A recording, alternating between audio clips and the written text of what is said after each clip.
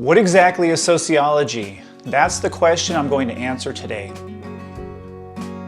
How are we doing, everyone? My name is Dr. B and I'm a sociologist. I've been teaching sociology for over 20 years. I earned my bachelor's degree from Fresno State. I went on to earn a master's degree and eventually my PhD from the University of Oregon. I've been doing this for quite a few years and I love the field of sociology, but one of the questions I get is what exactly is sociology and what do you guys do with a sociology degree? So those are some of the questions I want to get into today. So sociology is the scientific study of human groups and societies with a particular emphasis on the industrialized world. It is important to note that sociology is in fact a science. We pose questions in regards to society, cultures, and human behavior, and we go out and conduct systematic research to answer the questions that we pose. So sociology is developed around the time of the Industrial Revolution. You have masses of people who are moving from the countryside into the cities to work in factories. You see the creation of capitalism. All kinds of societies around the world are going through these really incredible socioeconomic changes. And it was the task of these early sociologists to understand these changes. Where did they come from? How did the Industrial Revolution even come about? What about capitalism? Is capitalism good for the majority of people? These are some of the questions that your early sociologists were looking to answer. Auguste Comte is considered to be the father of sociology, and he believed that you could study human groups and societies the same way that you would study, say, a natural ecosystem. Other influential sociological thinkers include Karl Marx, he's one of my personal favorites, Emile Durkheim, Max Weber, Harriet Martineau, one of the first female sociologists, and W.E.B. Du Bois, just to name a few. One of the most important tasks in sociology is to make the familiar strange. There's all these different things that we do day after day. We have a particular routine, and that routine is pretty normal to us. But when you start to investigate other cultures and other societies, you find that the way that people do things may be, in some cases, very similar, but in some cases, it might be really dissimilar. And a good example of this would be romance, love. I often ask my students, would you marry somebody that you weren't in love with? Invariably, most people answer, of course, you have to be in love with the person that you marry. But if you start to look at other cultures, some marriages are arranged still.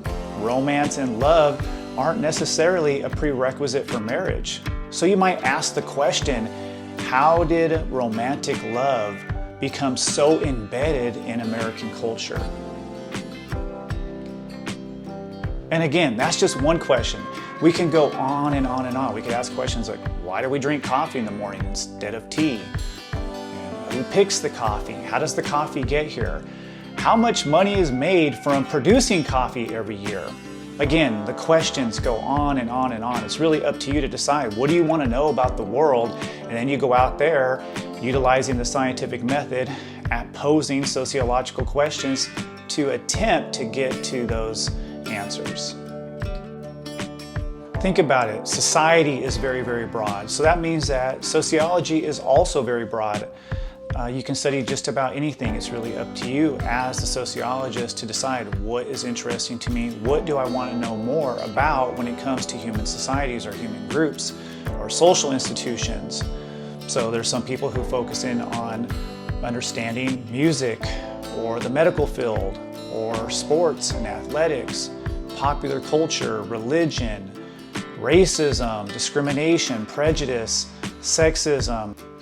You could look at any human activity from a sociological perspective. Take my shirt, for example. It says jiu-jitsu. So I've been training Brazilian jiu-jitsu for over 15 years now. I do it because I enjoy it. But if I wanted, I could look at Brazilian jiu-jitsu from a sociological perspective. I could ask questions such as, where did Brazilian jiu-jitsu get its start? Who are the people who helped create the martial arts? Since it's made its move to the United States, how has Brazilian jiu-jitsu changed? I could go on and on asking all kinds of questions. Who are the people who train jiu-jitsu? Are the people who train jiu-jitsu different than the people who train, say, Muay Thai? If so, how? Again, you can see how you can just ask so many questions about one activity. So Think about anything that human beings do. You could look at it from a sociological perspective. An important task in sociology is to understand social change as well. We want to know, why is it that we went from hunter-gatherer societies to these full-on industrial, technological worlds that we live in? How did we get here? What does the future have in hold for us? I mean, think about it. The world is always changing. We in sociology understand this, and we want to understand, how did those changes happen? When did they occur? How did we get from, again, these pre-modern societies to industrialization? How did capitalism come about? What does capitalism look like today as opposed to, say, 100 years ago or 150 years ago? Again, those are some of the questions that we pose. In sociology, we're also interested in social institutions. But what exactly is a social institution, and what does it do? Well, a social institution is a complex group of interdependent positions that together perform some social role for society. There's a number of social institutions that I can think of off the top of my head. You have the family. It's a very important social institution. That's where we socialize our kids and we teach them the do's and don'ts, the norms and the values of a given society. You have the military, the education system, the labor market, the legal system. These are just a few social institutions that have come to dominate most societies around the world. It's important to note that social institutions are always changing. They never stay the same. In fact, I would argue that social institutions really do reflect the cultural changes that are taking place in all of our societies. If you want to know how the world works and why people do the things that they do, you will love sociology. If you're the kind of person that asks questions like, what makes people want to go out and protest? What makes people decide to go to college? Why do some people end up being successful in life and maybe some people end up living in poverty? What are the differences between men and women? Why do some countries have a lot of poverty and some countries have a tremendous amount of wealth? Again, if you love posing those types of questions, if you want to know more about the world and how the world really works, and you want to understand people, you'll love sociology. So what exactly is a society? So a society is a group of people that share a similar culture in a region or territory. How many different societies exist around the world? There's literally countless. There are so many different cultures and groups of people who have customs that in some cases are very similar to our own, in some cases very, very dissimilar. And so there's just so much to study in sociology, which makes it incredibly dynamic and interesting and endless. Once we figure out something about what's happening in the world, people change. Social institutions change, and as a result, we have to pose new questions. And so to me, sociology is even more fascinating today than it was 200 years ago because changes are happening so fast. We have new inventions.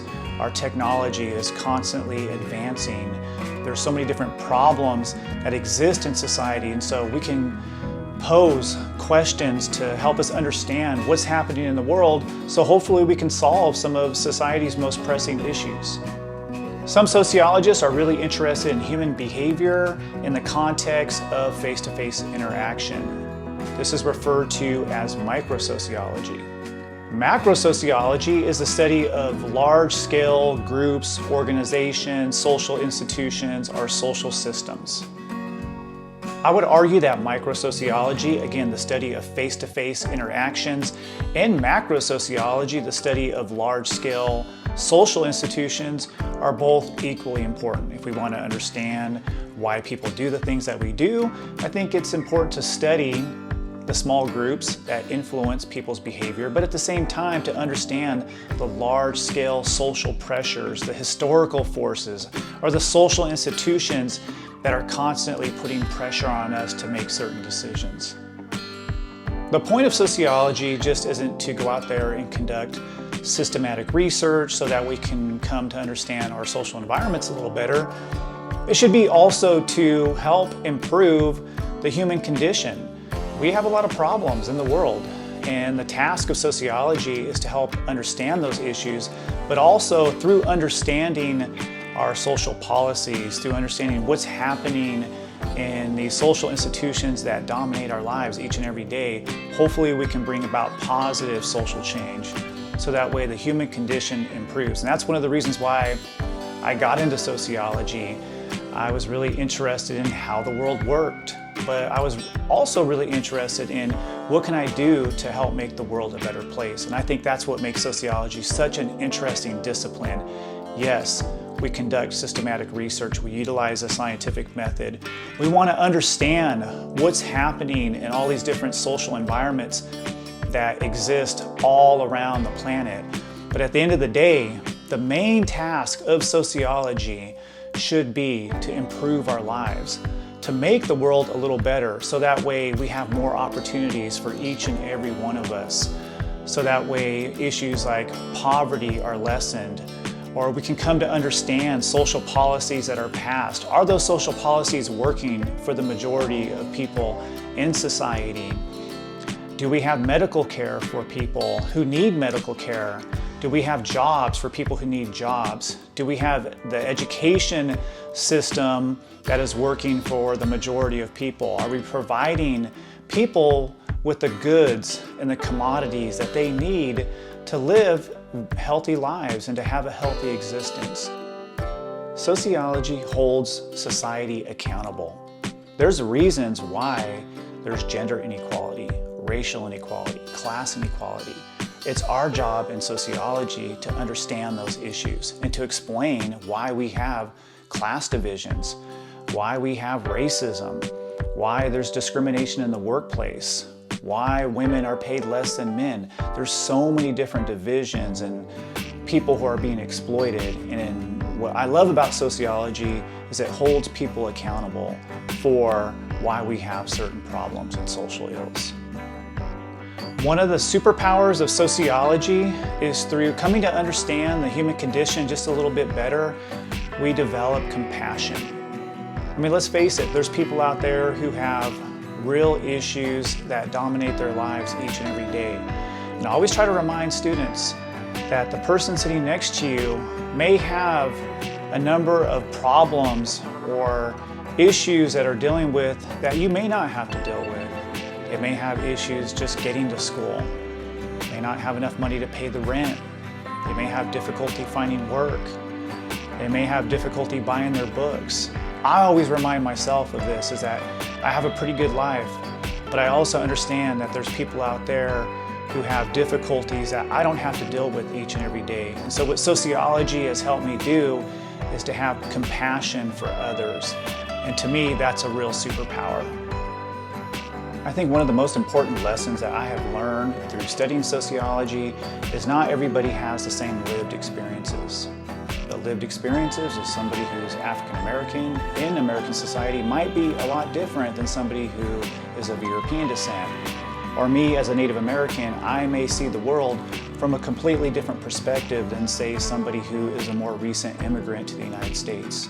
And so that is, I think, one of the incredible things about sociology is that it forces you to step outside of yourself, outside of your comfort zone. So that way you can see the world from multiple perspectives. To see the world from another vantage point, I think, is really important, especially if we want to understand why there's so many differences among us, why there's so many divisions as well. I hope that answers the question, what is sociology? This was just a quick overview. There's so much more to the discipline. It's really up to you to find what interests you in regards to people, groups, societies, cultures, and social institutions. And once you find out what's interesting, and once you begin to look at it from a sociological perspective, you might find some really interesting things that you didn't know. All right, so we made it to the end of the video. Just want to say thank you for watching this introduction to sociology. Hope you guys got something from it. Don't forget to hit the subscribe button and like the video. I'll be doing more sociological content in the future, so until next time, peace.